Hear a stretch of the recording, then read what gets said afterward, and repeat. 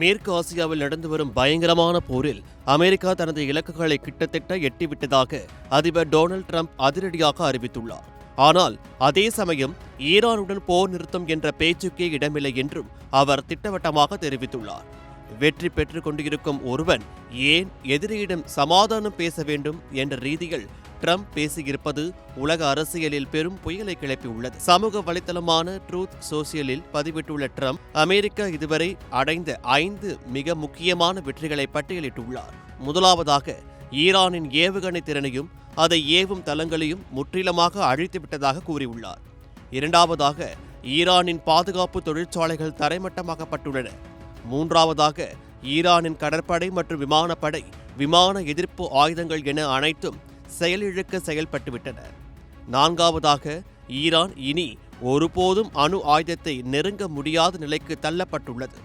ஐந்தாவதாக, Saudi Arabia, Qatar, Israel உள்ளிட்ட நட்பு நாடுகளின் பாதுகாப்பு உறுதி செய்யப்பட்டுள்ளது.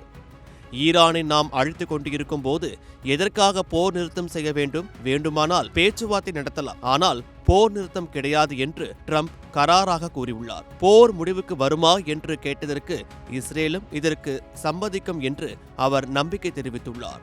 இதற்கிடையில் ஹோர்முஸ் ஜலசந்தியை திறக்க உதவ மறுத்த நேட்டோ கூட்டாளி நாடுகளை மீண்டும் கோழைகள் என்று வறுத்தெடுத்துள்ளார் ட்ரம்ப். ஜெர்மனியும் பிரான்சும் முதலில் போரை நிறுத்துங்கள், பிறகு உதவி செய்கிறோம் என்று கூறியுள்ள நிலையில் அமெரிக்கா மட்டும் தனித்து நின்று ஆயிரக்கணக்கான இராணுவ வீரர்களை மீண்டும் வளைகுடாவிற்கு அனுப்பி வருவது போரின் தீவிரத்தை இன்னும் குறைக்கவில்லை என்பதையே காட்டுகிறது.